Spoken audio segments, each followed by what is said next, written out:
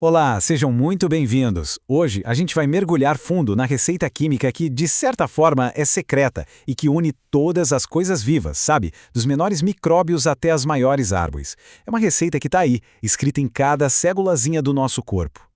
Bom, para a gente começar, eu queria lançar uma pergunta, uma que parece até meio de ficção científica.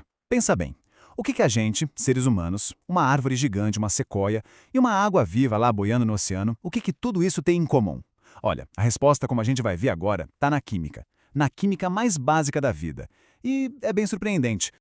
E a resposta está bem aqui na constituição química de uma célula.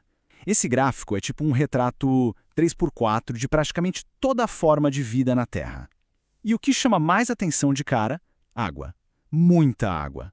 Ela não é só um ingrediente, sabe? Ela é o palco onde tudo acontece. Pensa só, de 75% a 85% de tudo que está vivo é água.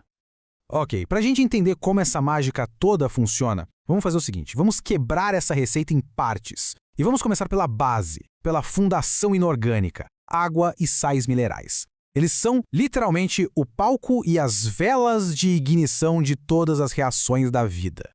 É isso mesmo, 75% a 85%. É muita coisa. E o mais impressionante é que essa quantidade varia demais, tanto dentro do nosso corpo quanto entre os seres vivos. Para ter uma ideia, nossos ossos, que são a nossa parte mais seca, já têm uns 33% de água. Agora, uma água viva, bom, o nome já diz tudo, né? Passa fácil dos 90%. Tá, mas o que a água tem de tão especial afinal? A resposta tá numa palavrinha que parece simples, mas é quase mágica. Polaridade. Imagina que a molécula de água não é uma bolinha uniforme. Pensa nela mais como um ímã bem pequenininho, com um lado positivo e um lado negativo. E essa característica, por mais simples que pareça, é a chave para praticamente tudo que a gente vai ver daqui para frente. E é justamente essa polaridade, essa natureza de ímã da água, que faz dela uma verdadeira super-heroína no mundo das células. Por causa disso, ela consegue dissolver mais coisa que qualquer outro líquido. É por isso que a gente chama ela de solvente universal. É nela que as reações químicas acontecem, é ela que regula a nossa temperatura, que cria aquela tensão superficial que deixa o inseto andar por cima da água, sabe? E ainda transporta nutrientes e lubrifica nossas juntas. E o mais doido, tudo isso só por causa daquela distribuiçãozinha de carga. E aquele 1% que sobrou? Então, esses são os sais minerais. E olha, pode parecer pouco, 1%, mas eles são 100% necessários. Não dá para viver sem. Pensa neles como se fossem os afinadores de uma orquestra, sabe? Tem o cálcio, que forma nossos ossos, o sódio e o potássio, que são tipo a eletricidade dos nossos nervos, e o ferro. O ferro tá lá no centro da hemoglobina, carregando oxigênio para todo lado. A falta dele, por exemplo, causa a tal da anemia. Enfim, cada um ali tem um papel que não dá para substituir. Beleza, já vimos a base inorgânica. Agora, vamos mudar de capítulo e entrar no mundo das moléculas orgânicas. Vamos ver de onde a célula tira energia e como ela se constrói. E aqui a gente vê de cara as duas principais estratégias de energia que uma célula tem. Pense assim, os carboidratos são para uma corrida de 100 metros, sabe? Aquela energia rápida e imediata que a gente precisa para já. Agora os lipídios, as gorduras, esses são para maratona. É o estoque de energia para usar a longo prazo. Mas olha, seria um erro enorme pensar que carboidrato é só açúcar para dar energia. Claro, a glicose é o combustível principal das nossas células, isso é fato. Só que eles também são a nossa reserva de energia. Nas plantas, essa reserva é o amido. Na gente, nos animais, é o glicogênio. E tem mais, eles são tipo os tijolos de construção da natureza. A celulose que deixa as plantas durinhas é carboidrato. A quitina, que é a armadura dos insetos, também é. Já os lipídios, esses são os verdadeiros faz-tudo da célula. Além de serem um estoque de energia super concentrado e de servirem como o isolante térmico para a gente não congelar, eles têm uma função vital. São eles que formam a fronteira de toda e qualquer célula, a famosa membrana plasmática. E não para por aí. O colesterol, que é um lipídio, é a base para fabricar hormônios essenciais, como o estrogênio e testosterona. Tudo bem, agora a gente chega na parte talvez mais complexa e fascinante de todas. Vamos falar das moléculas que, literalmente, põem a mão na massa e fazem todo o trabalho, e daquelas que guardam um manual de instruções para construir tudo. Tem uma frase que diz que as proteínas são os cavalos de batalha da célula.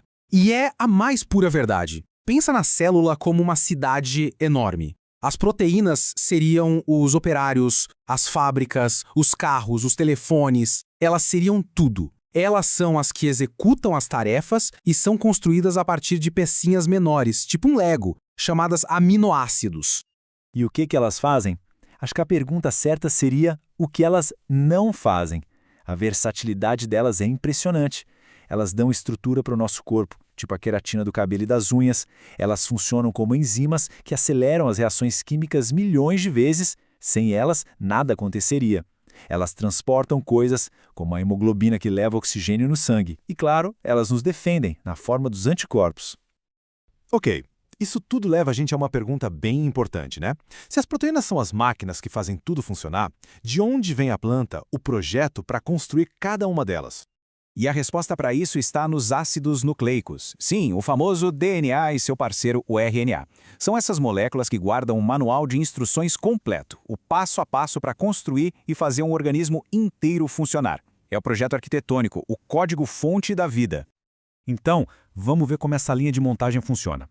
É um processo de uma eficiência absurda. Primeiro, tem o projeto principal, o DNA. Ele fica lá, guardadinho às 7 chaves no núcleo da célula. Daí, vem um mensageiro, o RNA, e tira uma cópia, um xerox, de um pedacinho desse código. Com essa cópia na mão, os blocos de montagem, os aminoácidos, são chamados para trabalhar. E, por fim, eles são encaixados na ordem certinha, ditada pelo RNA para montar a máquina final, a proteína. Ok, a gente viu as peças separadas. Agora, vamos dar um passo para trás, respirar fundo e ver como todos esses ingredientes se juntam para criar essa coisa espetacular que a gente chama de vida. E aqui está o pulo do gato. Não são só um monte de moléculas boiando numa sopa, sabe? Elas formam um sistema, um sistema super coordenado, uma máquina complexa onde tudo trabalha em harmonia perfeita. A verdadeira mágica da vida não está só nos ingredientes, na receita em si, mas na dança, na interação entre cada um deles. E tudo isso nos deixa com uma última provocação, que volta lá para a nossa primeira pergunta. Se todo ser vivo é feito basicamente com o mesmo kit de peças químicas, de onde vem essa diversidade absurda que a gente vê por aí? Como é que a mesma receita básica pode resultar numa ameba e numa baleia azul? A resposta, no fundo, não está nas peças, mas em como elas são organizadas, na gramática da vida. Fica aí uma ideia para a gente pensar, né?